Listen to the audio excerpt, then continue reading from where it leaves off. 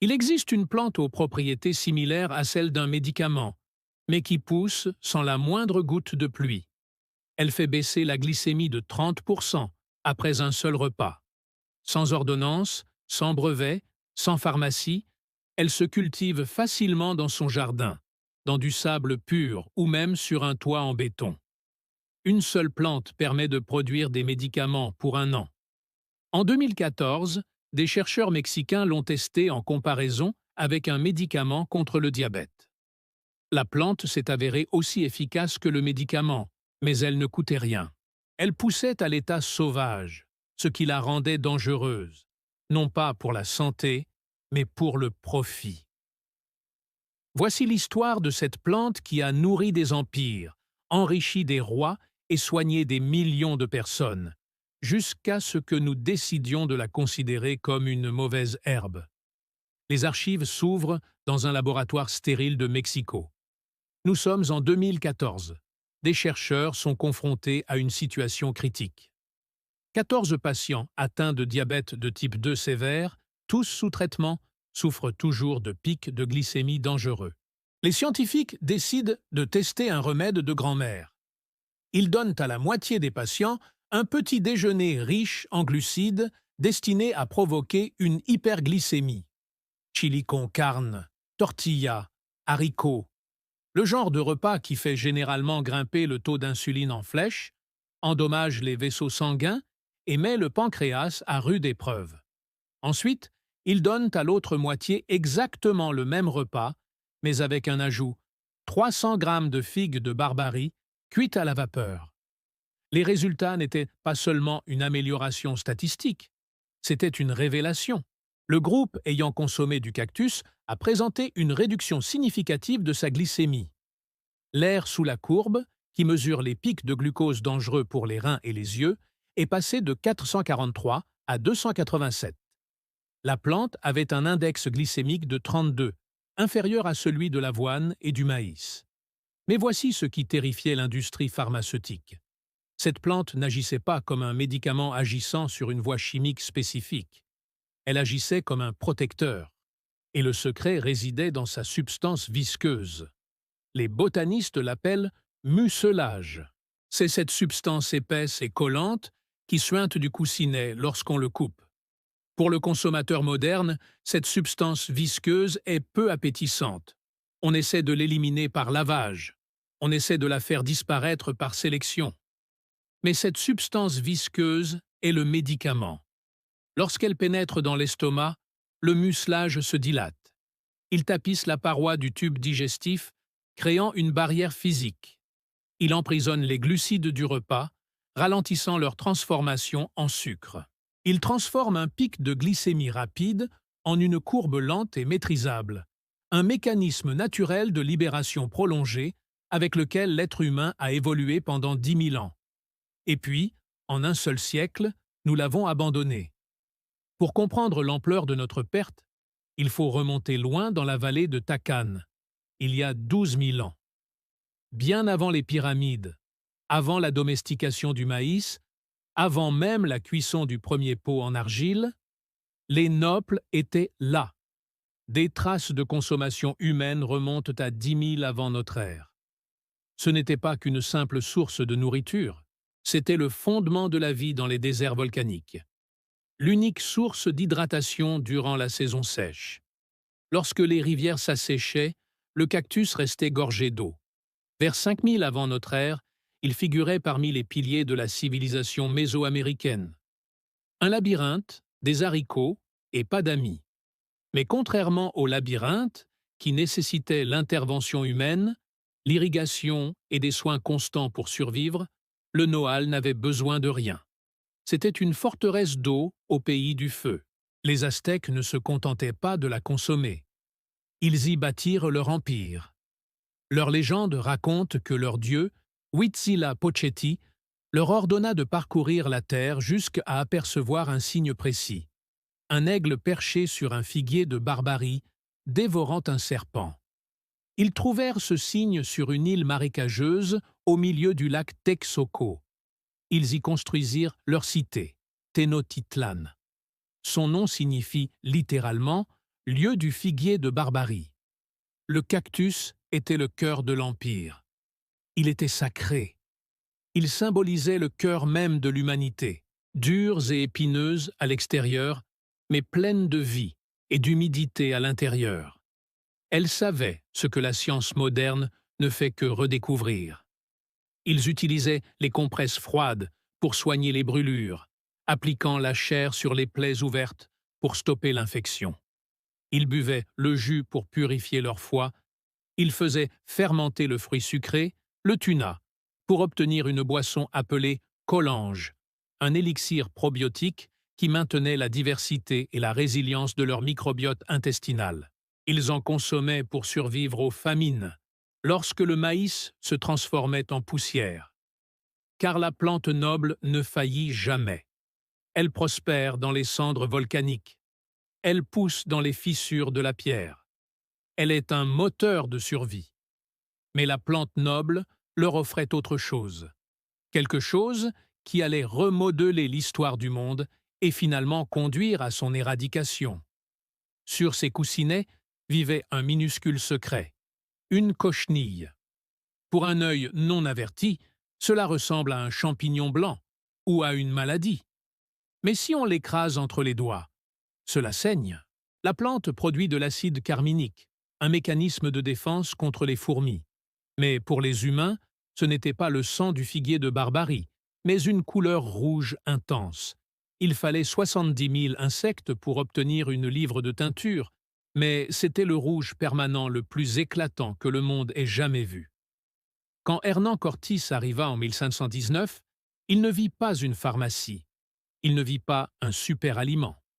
Il vit une mine d'or. L'Europe était en manque de couleurs. Leur rouge était terne, brunâtre, et se décolorait rapidement au soleil. Le rouge aztèque, lui, était éclatant, saisissant et éternel. L'Espagne fit du cactus une véritable machine à faire fortune. Dès les années 1570, elle exportait chaque année 70 tonnes d'insectes vers l'Europe. Des milliards d'insectes morts, raclés par les mains des indigènes, ornaient les raquettes. Cette teinture rouge colorait les robes des cardinaux catholiques, les célèbres uniformes rouges de l'armée britannique, et inspirait les chefs-d'œuvre de Van Gogh et Rembrandt. Elle devint le deuxième produit d'exportation le plus précieux du Nouveau Monde, rivalisé seulement par l'argent. L'Espagne protégeait jalousement ce secret, au péril de sa vie. Les étrangers étaient interdits d'accès aux plantations. Ils répandaient des rumeurs selon lesquelles la teinture provenait de baies ou de terre. Tout était bon pour cacher au monde qu'elle était issue d'un cactus. Imaginez un peu. Un insecte vivant sur un cactus valait plus que de l'or. Mais dans leur course effrénée vers cet or rouge, ils ont négligé l'or vert qui se cachait dessous. Ils ont dépouillé la plante de son savoir et de ses vertus curatives. Le noble fut réduit à une simple marchandise, un outil pour maintenir un insecte en place. Les Européens protégeaient l'insecte, mais méprisaient la plante. À leurs yeux, elle était laide, épineuse, primitive, un monstre du désert. Et lorsque les colorants synthétiques furent inventés au XIXe siècle, la valeur de l'insecte s'effondra du jour au lendemain. L'empire du cactus s'est effondré. Les plantations ont été abandonnées. Et c'est alors que l'ère commença véritablement.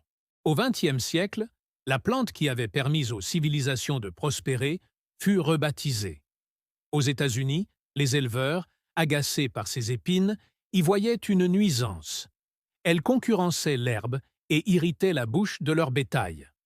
Le ministère de l'Agriculture américain, USDA, a classé le figuier de Barbarie comme une mauvaise herbe. Ils ont publié des guides expliquant comment l'empoisonner, comment la brûler, comment la raser au bulldozer. Ils ont dépensé des millions pour développer des herbicides spécifiquement conçus pour éliminer la seule plante capable de survivre aux sécheresses imminentes. Mais la guerre contre le cactus a atteint son paroxysme en Australie. C'est l'une des plus grandes ironies de l'histoire agricole. Au XIXe siècle, les colons britanniques ont introduit le nollet en Australie pour l'utiliser comme haie naturelle et lancer une industrie de teinture. Mais ils ont oublié un détail crucial. Au Mexique, le cactus a des ennemis naturels, coléoptères, papillons et champignons, qui limitent sa prolifération. En Australie, il n'avait aucun prédateur. Le cactus, se sentant libre, a proliféré de façon exponentielle. En 1925, le figuier de Barbarie avait envahi plus de 259 000 km² de terres agricoles australiennes, une superficie supérieure à celle du Royaume-Uni. Il progressait à une vitesse de 400 hectares par heure. Des maisons étaient écrasées sous le poids des racines. Des routes étaient bloquées. Des villes entières étaient abandonnées. On l'appelait l'enfer vert. Le gouvernement offrait des récompenses à quiconque parviendrait à l'éradiquer. On l'a aspergé d'arsenic. On a fait rouler des chars dessus. Rien n'y faisait. Si on coupait un morceau de tissu et qu'on le jetait par terre, il prenait racine et une nouvelle plante poussait. Elle était immortelle. Finalement, ils durent remonter à la source. Ils se rendirent en Amérique du Sud et découvrirent le papillon Cactoblastis, un prédateur naturel. Ils relâchèrent le papillon en Australie et la larve dévora le cactus de l'intérieur. L'enfer vert fut éradiqué. Mais la leçon qu'ils en tirèrent fut erronée. Ils en conclurent que le cactus était un monstre. Ils ne se demandèrent pas pourquoi il poussait si bien. Ils ne se demandèrent pas comment une plante pouvait produire des millions de tonnes de biomasse sur une terre aride. Ils voulaient simplement que ça disparaisse. Pourquoi le détestions-nous autant? Parce que Noël enfreint toutes les règles de l'agriculture moderne. Impossible de le breveter. On plante une seule tige et elle se multiplie à l'infini. Nul besoin d'irrigation, ce qui anéantit le modèle économique des droits d'eau. Nul besoin d'engrais, ce qui réduit à néant les profits des entreprises chimiques. C'est un aliment véritablement gratuit. Et dans un système agroalimentaire industriel, la gratuité est l'ennemi. Nous l'avons donc remplacé. Nous avons remplacé le Noël par du blé, du maïs et du sucre raffiné. Des cultures qui engendrent la dépendance. Et les conséquences se lisent sur notre corps. Le peuple Tohono O'odham du désert de Sonora était autrefois maître dans l'art de survivre dans le désert. Ils n'avaient pas d'hôpitaux, mais ils n'avaient pas le diabète. Leur alimentation traditionnelle était riche en aliments à digestion lente. Haricots Nil, haricots temporaires et bourgeons de cholla. Ces aliments sont riches en fibres solubles et ont un faible indice glycémique. Ils maintenaient ainsi une glycémie stable. Ils ont ainsi préservé la flexibilité de leur métabolisme. Mais au XXe siècle, leur eau a été détournée vers les villes et les plantations de coton. Leur agriculture traditionnelle s'est effondrée. Le gouvernement américain est intervenu en fournissant des denrées alimentaires de base, notamment des livraisons gratuites de farine blanche, de sucre raffiné, de saindoux et de conserves. En une génération, leur alimentation est passée des bienfaits du désert aux méfaits de l'industrie agroalimentaire. Aujourd'hui, les Tohono O'odham affichent l'un des taux de diabète de type 2 les plus élevés au monde. Environ 50% des adultes de cette tribu en souffrent. Pendant des décennies, les scientifiques ont cherché un gène de la sagesse, incriminant la génétique de ces populations. Ils affirmaient que les autochtones étaient prédisposés à l'obésité. Mais la réponse ne se trouvait pas dans leur ADN, elle se trouvait dans leur assiette. Lorsqu'on prend un organisme adapté au carburant idéal, élan du cactus, et qu'on le bombarde de sucre raffiné, l'organisme se dérègle. Le problème n'était pas génétique. Le problème, c'est qu'ils ont été contraints de troquer un aliment bénéfique contre un poison. Mais dans l'ombre, certains refusaient d'oublier. Dans les ranchs du nord du Mexique, les éleveurs perpétuaient une technique secrète appelée chamuscando. Lors des sécheresses terribles, quand l'herbe se transformait en cendres et que le maïs se desséchait, ils ne détruisaient pas le cactus. Ils se tournaient vers lui. Ils prenaient des chalumeaux à propane et brûlaient les épines. Ils donnaient les raquettes grillées à leur bétail affamé. Non seulement le bétail a survécu, mais il a prospéré. Il a produit du lait au milieu d'une région aride et poussiéreuse. L'eau contenue dans les tapis absorbants lui a permis de rester hydraté lorsque les puits se sont asséchés.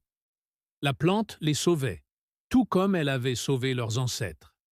Et maintenant, alors que la planète se réchauffe, la plante renaît. La chaleur accablante décime les cultures de maïs. Le blé dépérit à 38 degrees. Mais la plante n'ouvre ses pores que la nuit pour économiser l'eau.